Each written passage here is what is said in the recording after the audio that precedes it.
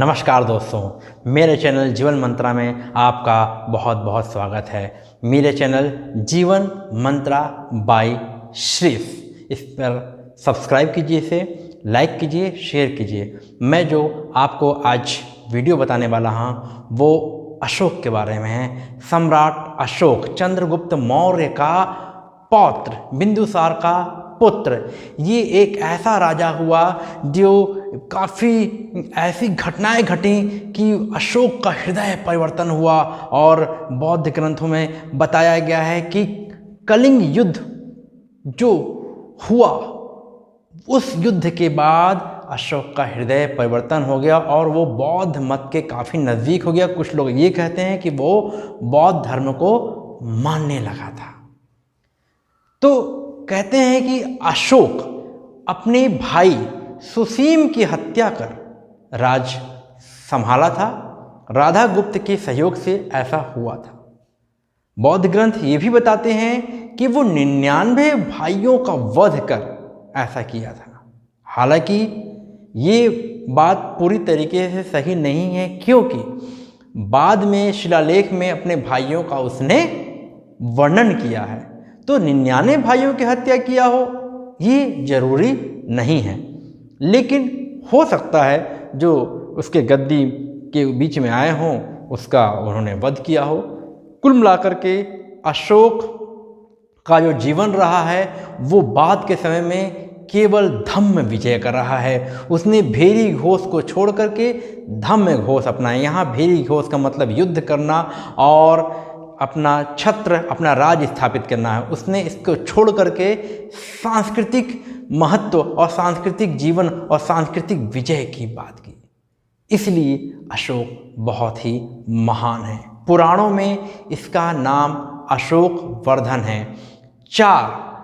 चार जो शिलालेख हैं उनमें अशोक का नाम अशोक जैसा या अशोक ही मिलता है। ये चारों को आप कोड से याद कर सकते हैं। उदय गुमाने, उदय गुमाने, आप नाम लिख लीजिए, उदय गुमाने। यहाँ उदय का मतलब है उदय गोलम, गु का अर्थ है गुर्जरा, माँ का अर्थ है मास्की और ने का अर्थ है नेटूर। ये बहुत ही इम्पॉर्टेंट है, इसमें अशोक का नाम अशोक मिलता है। यदि हम अशोक की बात करें तो काफ़ी विस्तारित इसका जीवन क्षेत्र रहा है। इसकी जो पत्नी है उसका देवी, उसकी पत्नी का नाम देवी, विदिशा की सृष्टि की पुत्री थी देवी, और इसी से संघमित्रा और महेंद्र का जन्म हुआ। जब धम्म घोष या धम्म विजय के लिए प्रचार के रूप में उसने श्रीलंका भेजा, तब इन्हीं दोनों को अशोक ने भेजा था। अशोक का जो जीवन रहा है वो वास्तव में ऐसा जीवन रहा है जो प्रजा को समर्पित रहा है।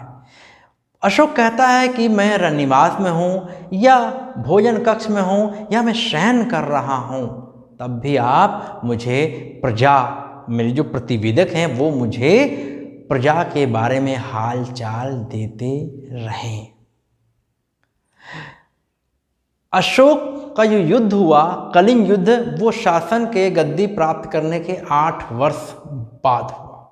और कलिंग विजय ये बहुत ही इम्पॉर्टेंट अशोक के जीवन में रहा है। और कलिंग विजय ही एकमात्र युद्ध था जो अशोक गद्दी प्राप्त करने के बाद लड़ा। अशोक ऐसा महान राजा था जो अपने संदेशों को शिलालेखों, गुहा लेखों, स्तंभ लेखों के माध्यम से जनता तक पहुंचाता था। इसीलिए उसका इतिहास में काफ़ी कुछ जानकारी हमें मिल जाती है और काफ़ी तथ्यवार जानकारी हमें मिलती है। तो ये महान राजा अशोक की सारी जानकारी हमें किस में मिलती है? स्तंभ लेखों से, गुहा लेखों से, शिला लेखों से। उसके सारे लेखों को इस प्रकार से बांट दिया गया है। यदि हम अशोक के लेखों की बात करें तो पहला जो अशोक का लेख है पहले इस लेख में हम सबसे पहले शिलालेख की बात करेंगे। ये शिलालेख 14 विभिन्न लेखों का समूह है। ये 8 भिन्न भिन्न स्थानों से प्राप्त हुआ है। आप चाहे तो लिख सकते हैं, नोट कर सकते हैं, मन में बैठा सकते हैं, याद कर सकते हैं, समझ सकते हैं। शाहबाज कढ़ी, ये पेशावर अभी पाकिस्तान में है। दूसरा शिलालेख मिला मानसेहरा से, हजारा जिले में है। तीसरा कालसी, ये देहरादून में है, जो कि अभी वर्तमान में उत्तराखंड में है। गिरनार शिलालेख काठियावाड़ में, जो कि जूनागढ़ के पास है। एरागुड़ी कुर्नूल आंध्र प्रदेश, और सोपारा, ये सोपारा महाराष्ट्र प्रांत में है, जिला ठाणे। धौली उड़ीसा के पुरी जिला में प्राप्त हुआ है। और जौगढ़ जो शिलालेख है वो गंजाम उड़ीसा से ही प्राप्त हुआ है। इसमें धौली और जौगढ़ के बारे में ये है कि इन्हीं लेखों पर 11वें, 12वें और 13वें शिलालेख के स्थान पर 2 अन्य लेख प्राप्त हुए हैं, जिसे अतिरिक्त या शिलालेख कहा जाता है। इसी में जो अतिरिक्त शिलालेख है या पृथक शिलालेख है, इन्हें कलिंग प्रज्ञापन भी कहा गया है, क्योंकि कलिंग राज्य के प्रति जो नीति रही है अशोक की, उसके बारे में ये जानकारी देते हैं। स्तंभ लेख 7 हैं। इन 7 स्तंभ लेखों का वर्णन हम इस प्रकार से करेंगे। 2 इंपॉर्टेंट है, दिल्ली और टोपरा वाला। कहने का मतलब, टोपरा से फिरोज शाह तुगलकी ने, जो तुगलक वंश का राजा था फिरोज शाह तुगलक, उसने उठाकर दिल्ली लाया। दूसरा है मेरठ दिल्ली या दिल्ली मेरठ। इस स्तंभ लेख को भी फिरोज शाह तुगलक ने मेरठ से दिल्ली लाया। फिर लौरिया अर्राज, ये भी चंपारण बिहार में। फिर लौरिया नंदनगढ़, ये भी चंपारण बिहार में है। और रामपुरवा, ये भी चंपारण बिहार में है। तो लौरिया नंदनगढ़, लौरिया अर्राज और रामपुर, ये तीनों ही बिहार चंपारण में है। एक है प्रयाग, ये पहले कौशाम्बी में था। ये स्तंभ लेख, प्रयाग स्तंभ लेख जिसकी बात हम कर रहे हैं, ये पहले कौशाम्बी में था, जिसे अकबर ने उठा करके यहाँ प्रयाग में लाया। गुहा लेखों की बात की जाए तो दक्षिण बिहार में स्थित बराबर नामक पहाड़ी पर 3 गुफाओं की दीवारों पर अशोक के लेख उत्कीर्ण हैं। आजीविकों को ये दान में दिए जाने का उल्लेख यहाँ होता है। लिपि ब्राह्मी लिपि, भाषा प्राकृत है। मात्र 2 अभिलेख शाहबाजगढ़ी और मानसेहरा, मात्र 2 अभिलेख शाहबाजगढ़ी और मानसेहरा खारोष्ठी में है, जबकि तक्षशिला वाला जो अभिलेख है वो आर्मेयिक लिपि में है। तो आर्मेयिक लिपि एक भग्न अभिलेख जो कंधार के शेर कुना नामक स्थान से यूनानी तथा आर्माइक लिपि में है, जो कि द्विभाषीय अभिलेख कहलाते हैं, अर्थात 2 भाषाओं में। अशोक के अभिलेखों को पढ़ने में कठिनाई तो हुई, लेकिन जेम्स प्रिंसेप ने सबसे पहले अशोक के अभिलेख को पढ़ा और उसी ने बताया कि अशोक की पहचान प्रियदर्शी के रूप में हुई है। एक बात और ध्यान देने योग्य है कि जो अपना हमने याद किया कि कलिंग युद्ध कब हुआ था? राजगद्दी के 8वें वर्ष हुआ था। 261 ईसा पूर्व में यह आक्रमण हुआ। भयंकर लोग मारे गए, 1 लाख लोग मारे गए और 1,50,000 लोग बंदी बनाए गए। अशोक का हृदय परिवर्तित हुआ। इस घटना की जानकारी अशोक के 13वें शिलालेख से होती है। 13वां शिलालेख बहुत ही इंपॉर्टेंट है। अशोक दूसरे राज्यों को जब जीतने का चाह रखा, तब कलिंग के बाद वो राज्य को हड़पना जीतना छोड़कर सांस्कृतिक विजय की बात करता है। भेरी घोष की जगह धम्म घोष। अब अशोक जब धम्म घोष की बात करता तो अशोक ने कई राज्यों में, कई क्षेत्रों में अपने धर्म प्रचारक भेजे। हालांकि अशोक बौद्ध धर्म को बहुत अच्छा मानता था, लेकिन वो ब्राह्मणों और अन्य धर्मावलंबियों का भी इज्जत सम्मान और उन्हें बहुत कुछ छूट देता था। कहता था कि कोई ये ना कहे कि मेरा ही धर्म श्रेष्ठ है, सभी धर्म कहीं ना कहीं नियम और शांति के लिए हैं। फिर भी अशोक बौद्ध धर्म की ओर झुकाव रखता था, इसलिए अशोक ने जो धर्म प्रचारक भेजे उसमें कर्नाटक क्षेत्र के वनवासी क्षेत्र में उसने रक्षित नाम के धर्म प्रचारक को भेजा। महारक्षित यवन देश, महादेव महिषमंडल अर्थात मैसूर में भेजा। धर्म रक्षित अपरांतक क्षेत्र में भेजा। मध्यम हिमालय देश में भेजा और महाधर्म रक्षित इस नाम के धर्म प्रचारक को महाराष्ट्र में भेजा। सोन और उत्तरा नामक धर्म प्रचारक को सुवर्ण भूमि में भेजा। मझंतिक को कश्मीर और कंधार में भेजा और जो उसकी पत्नी देवी से उत्पन्न हुए थे महेंद्र और संघमित्रा, उसे श्रीलंका में भेजा। तो संघमित्रा महेंद्र को श्रीलंका में भेजा। इस प्रकार से धर्म प्रचारकों को अशोक भेजा और धर्म के महात्म्य और शांति की बात की। अब इनकी शिलालेखों में क्या कहा गया है? इनके शिलालेखों में कहा गया है, तो प्रथम शिलालेख की हम चर्चा करते हैं। तो इसमें कहता है जीव हत्या का निषेध। दूसरे शिलालेख में पशु और मनुष्य की चिकित्सा, आयु, औषधि की बात की है। थर्ड शिलालेख में जो मुख्य बातें हैं वो मैं आपको बता रहा हूँ। वैसे तो बहुत सारी बातें हैं, लेकिन जो मुख्य बातें हैं, जो प्रश्न आने वाले हैं या आ सकते हैं, जो आते रहे हैं, उनके बारे में मैं आपको बता रहा हूँ। तो थर्ड शिलालेख कहता है कि प्रादेशिक रज्जुक युक्त की हर 5 वर्ष में दौरा करने की बात कही गई है। प्रजा को ये धर्म की शिक्षा दें, माता पिता का लोग आज्ञा का पालन करें और ब्राह्मणों के प्रति उदारता की भावना व्यक्त की गई है। चौथे शिलालेख में उसने शब्द का प्रयोग किया है भेरी घोष की जगह धम्म घोष, अर्थात युद्ध नहीं बुद्ध, अर्थात सांस्कृतिक विजय की बात चौथे शिलालेख में अशोक जनता से कहता है।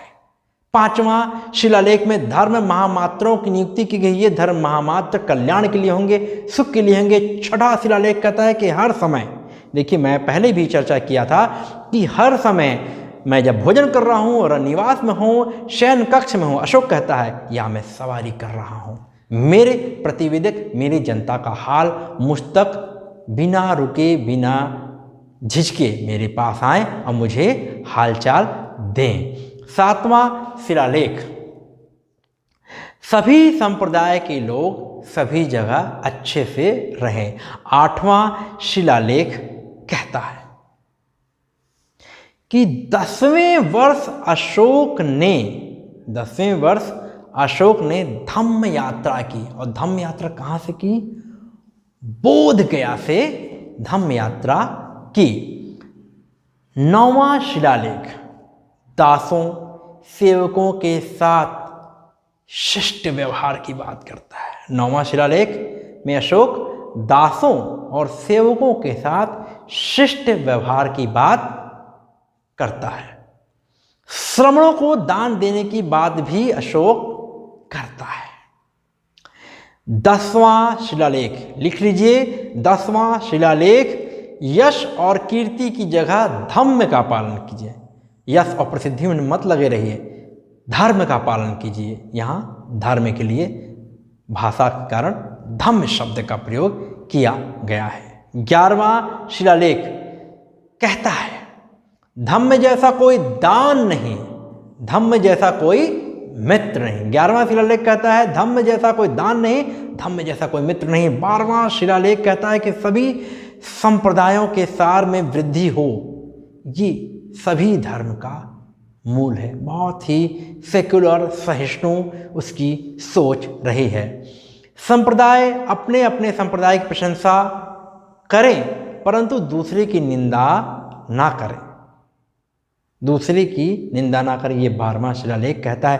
13वां शिलालेख धम्म विजय को प्रमुख बताता है और 4 राजाओं का उल्लेख है इसमें कि तुरमय या तुलामय मिस्र के राजा को कहा गया है, टॉलमी सेकंड, फिलाडेल्फस, अंतिकिन, मकदूनिया का एंटीगोनस गोनेरस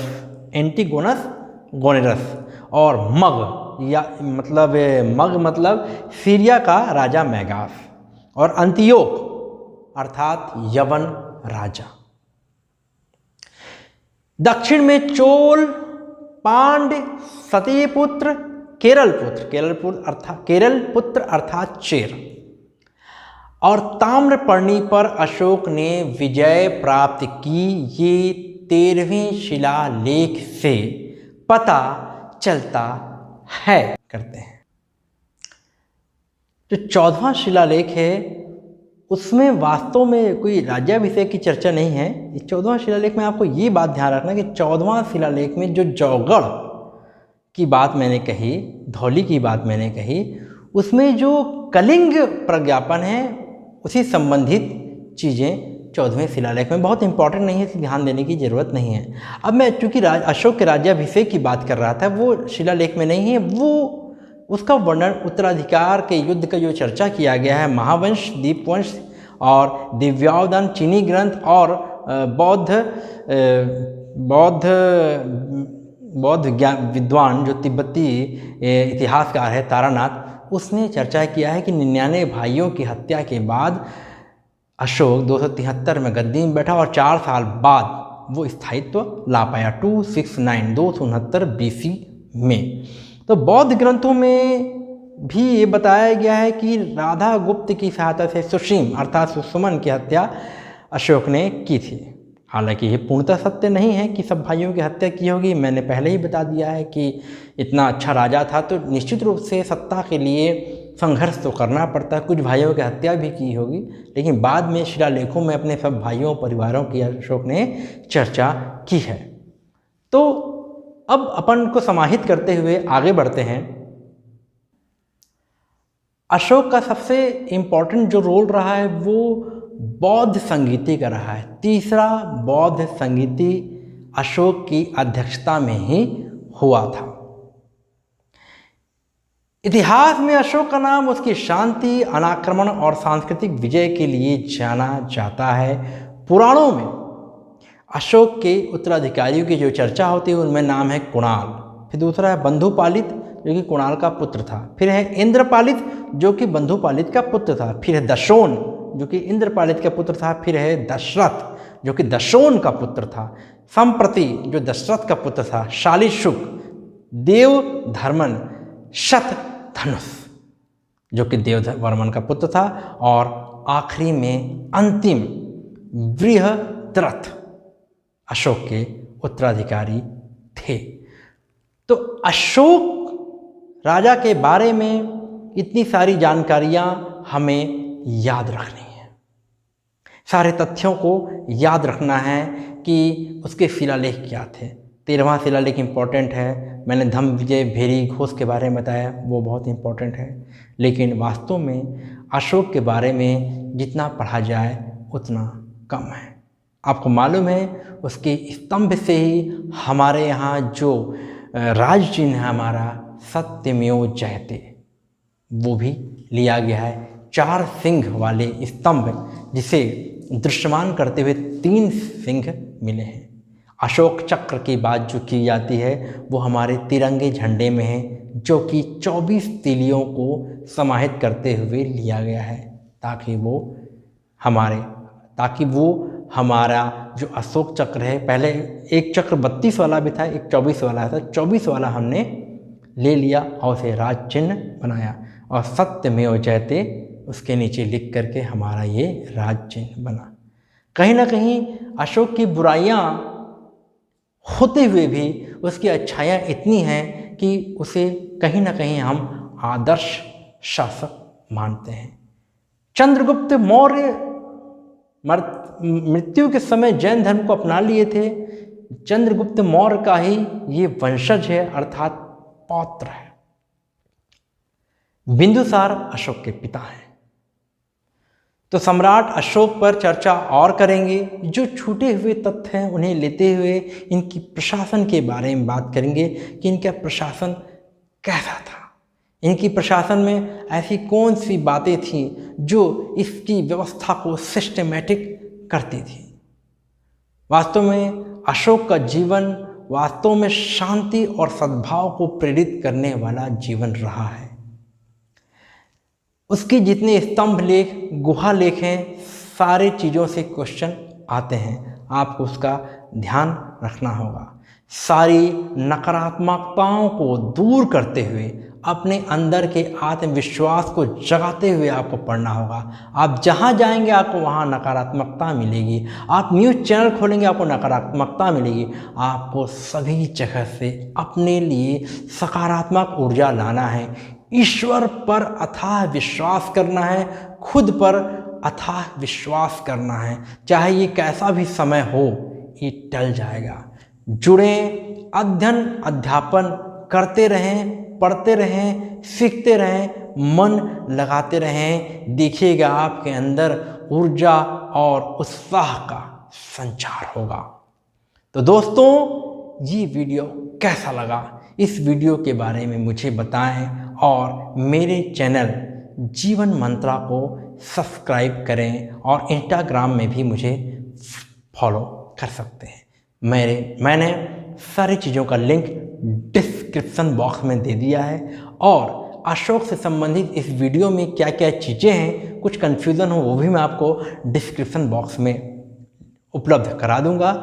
तो आप अन्य वीडियो अशोक के प्रशासन से लेके यदि हम छत्तीसगढ़ के बारे में भी जानना चाहेंगे तो छत्तीसगढ़ के सामान्य अध्ययन को भी मैं शुरू करने वाला हूं, क्योंकि जनता का, मेरे व्यूवर्स का बहुत मांग आ रहा है कि सर छत्तीसगढ़ की भी सीरीज पैरेलल शुरू कर दीजिए। तो मैं छत्तीसगढ़ को भी शुरू करूंगा, लेकिन मेरा जो इतिहास का सीरीज है वो क्रमबद्ध तरीके से चलते रहेगा। तो दोस्तों, अगले वीडियो में मिलते हैं। तब तक के लिए नमस्कार, जय हिंद, वंदे मातरम।